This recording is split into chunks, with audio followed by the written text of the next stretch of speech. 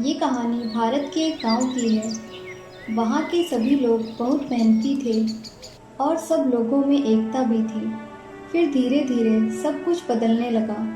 लोगों ने एक दूसरे से बातचीत करना बंद कर दिया। गांव में रोज लड़ाइयाँ होने लगी। ये सब शुरू हुआ एक औरत से जो इस गांव में कहीं दूर शहर से आई थी। काफी अमीर थी, जिसकी वजह से गांव के लोग उसको बहुत मानते थे। वो जो भी कहे लोग हमेशा करते थे। इसी गांव में एक मोहन और रवि नाम के दो अच्छे दोस्त रहते थे। उनमें काफी अच्छी दोस्ती थी। एक दिन मोहन किसी काम से शहर वाली औरत के पास जाता है। वो औरत मोहन को देखकर सोचने लगी, शुरुआत इसी से करनी होगी। इसकी और रवि की दोस्ती बहुत सुना है मैंने। गांव के लोग इन दोनों को बहुत मानते हैं। अगर इनमें लड़ाई हो जाएगी तो मेरा काम बन जाएगा। मैडम जी, मुझे कुछ पैसे चाहिए थे, बहुत ज़रूरी हैं। हाँ हाँ, क्यों नहीं, अभी देती हूँ।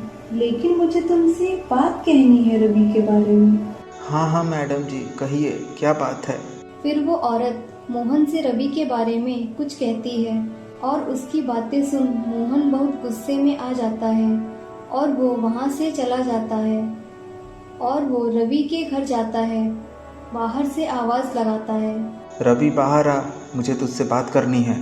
मोहन तू है क्या? हाँ हाँ मैं ही हूँ, बाहर आ। हाँ हाँ मैं आता हूँ। रवि बाहर आ जाता है। क्या बात है मोहन, बहुत गुस्से में लग रहा है, क्या बात हो गई? बहुत अच्छी दोस्ती निभाई तूने। आज के बाद तेरे और मेरे बीच में कुछ भी नहीं है। आज के बाद मुझसे बात करने की हिम्मत मत करना। क्या हुआ, तू ऐसे क्यों बोल रहा है? कुछ बात हो गया है क्या? तो बता मुझे, हम मिलकर ठीक कर लेंगे। कोई ज़रूरत नहीं है, अब से तुम मेरा दोस्त नहीं है। इतना बोल के मोहन वहाँ से चला जाता है और पास के लोग रवि को गुस्से से देखने लगते हैं। लगता है इसने मोहन को धोखा दिया है, तभी तो इतनी अच्छी दोस्ती पल भर में ख़त्म हो गई। सही कह रहे हो, कितनी गहरी दोस्ती थी इनकी, एक झटके में सब खत्म। इसीलिए दोस्ती वोस्ती ये सब दिखाने के लिए होता है। अपने काम से काम रखो और क्या। धीरे धीरे शाम हो गई। रवि उदास होकर घर के बाहर बैठा था। थोड़ी देर बाद उसकी पत्नी वहाँ आती है। क्या बात हो गई है, आप बहुत उदास हैं। मोहन आया था। हाँ, तो आप लोगों में कुछ बात हो गई है क्या? पता नहीं, मोहन कुछ अच्छे से नहीं बोला। उसने तो पूरी बात भी नहीं बताई कि हुआ क्या और मैंने क्या किया। कोई बात नहीं, आप उदास मत होइए, सब ठीक हो जाएगा। चलिए अंदर खाना खा लीजिए। रवि बिना कुछ बोले उदास बैठा रहा। अगले दिन मोहन की पत्नी रवि के पास आती है। आप लोगों में कल लड़ाई हुई थी ना?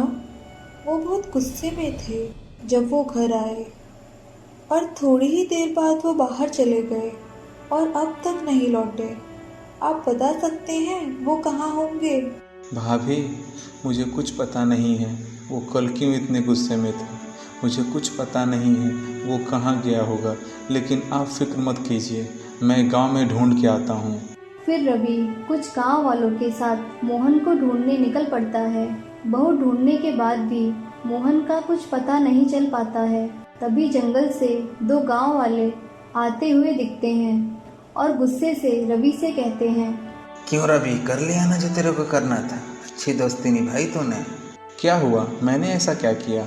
क्या बात है, जैसे तुझे कुछ पता ही नहीं। मोहन को ढूंढने की झूठी कोशिश कर रहा है। क्या हुआ, क्या किया रवि ने? जंगल में जाके खुद ही देख लो और फिर बताना क्या करना है रवि के साथ। फिर सभी जंगल की ओर जाते हैं और ये क्या, किसी ने मोहन को बहुत ही बेरहमी से मार डाला है। ये देख सभी गांव वाले बहुत गुस्से में आ जाते हैं और मोहन की पत्नी के पास जाते हैं। अब नहीं मिलेगा तुम्हारा पति। क्या हुआ उनको? आप लोग कुछ कहते क्यों नहीं? हमसे क्या पूछ रही हैं आप? अपने पति के दोस्त रवि से पूछिए क्या हुआ है। क्या हुआ है उन्हें? वो ठीक तो है ना? मुझे कुछ पता नहीं है भाभी, किसी ने मोहन को मार डाला। ये सुन मोहन की पत्नी बेहोश हो जाती है। कुछ देर बाद सभी गांव वाले रवि को उस गांव से चले जाने को कहते हैं और धमकी भी देने लगते हैं। फिर डरा हुआ रवि उस गांव को छोड़ के चला जाता है और इधर गांव में रोज ही किसी न किसी के मरने की खबर आने लगी। सभी लोग काफी परेशान हो गए थे। मैडम जी, आपने सुना ही होगा कि गांव में रोज ही किसी न किसी की मौत हो रही है। आपके घर पे आपके अलावा कोई भी नहीं है, तो हम लोग गांव वाले सोच रहे थे कि आप यहाँ से चले जाओ ताकि आप सुरक्षित रह सको। नहीं, आप लोग चिंता मत कीजिए, मैं ठीक हूँ। आप लोग अपना ध्यान रखिए। ठीक है। लोगों के मरने की खबर गांव में रुकने का नाम ही नहीं ले रही थी। हर दिन कोई ना कोई जंगल में मरता ही था।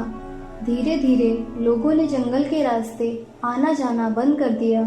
क्या भाई, क्या हो गया है अपने गांव में? रोज कोई ना कोई बुरी खबर मिल ही जाती है।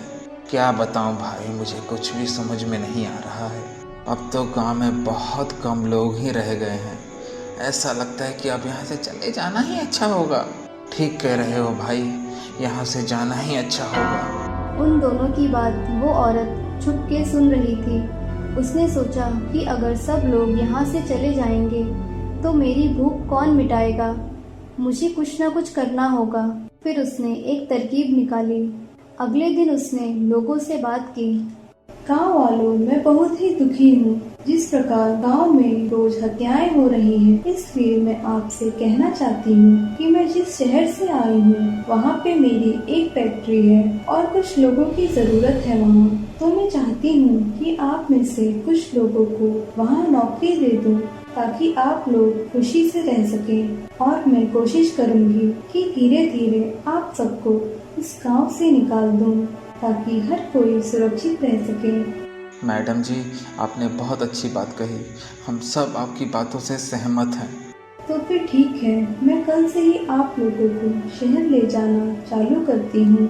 ठीक है मैडम जी। अगले दिन से वो औरत अपने साथ कुछ गांव वालों को जंगल के रास्ते ले जाने लगी। कुछ दिनों बाद गांव बिल्कुल खाली हो गया और इधर दूसरे गांव में रवि अपनी पत्नी के साथ रह रहा था। तभी एक दिन रवि को लगा कि पता नहीं मेरे गांव के लोग कैसे होंगे। बहुत मन कर रहा है गांव में जाने का। शाम हुई। रवि और उसकी पत्नी बात ही कर रहे थे कि रवि ने कहा, मैं सोच रहा हूँ एक बार अपने गांव घूम के आता हूँ। बहुत मन कर रहा है। नहीं नहीं, आप मत जाइए। वैसे ही हम बहुत मुश्किल से बच के आए थे वहाँ से। मैं नहीं चाहती आप फिर वहाँ जाएं।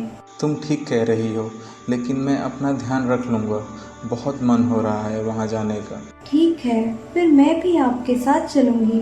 ठीक है, चलो फिर सुबह में निकलते हैं। अगली सुबह रवि और उसकी पत्नी गांव के लिए निकलते हैं। दोपहर तक वो गांव में पहुंच जाते हैं। तुम्हें अभी तक कोई दिखा? नहीं जी, मुझे तो कोई नहीं दिखा और मुझे कुछ ठीक भी नहीं लग रहा है। तुम सही कह रही हो, लगता है कुछ हुआ है यहाँ पे। चलो आगे जाकर देखते हैं। नहीं, अब हमें यहाँ से फौरन ही निकलना चाहिए। मुझे कुछ भी ठीक नहीं लग रहा है। तुम बहुत डरती हो, चलो थोड़ा ही आगे चलते हैं। नहीं नहीं, एक कदम भी आगे नहीं चलिए।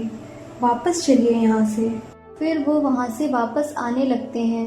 धीरे धीरे शाम हो जाती है। वो दोनों जंगल के ही रास्ते अपने गांव की ओर लौट रहे थे। तभी रवि की पत्नी की नज़र दूर एक चुड़ैल पर पड़ती है। वो बिल्कुल डर जाती है और रवि से कहती है, वहाँ एक चुड़ैल है। कहाँ फिर है? रवि और उसकी पत्नी दूर से चुड़ैल को देख लेते हैं। ये देख रवि भी बहुत डर जाता है।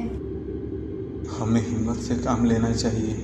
चलो चुपचाप से उसके नज़दीक जाकर देखते हैं कि वो कर क्या रही है।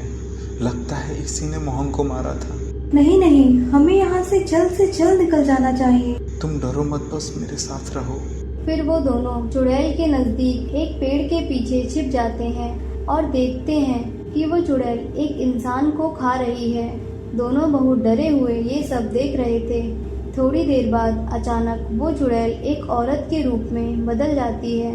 ये देख रवि और उसकी पत्नी बहुत ही चौंक जाते हैं। ये तो वही औरत है जो अपने गांव में रहने आई थी। इसका मतलब इसी ने मोहन भैया और गांव वालों को मारा है। तभी चुड़ैल कहती है, चलो ये गांव तो खत्म हुआ, अब कोई और गांव में चलते हैं। रवि और उसकी पत्नी दोनों डरे हुए एकटक उसे देखते ही रह गए।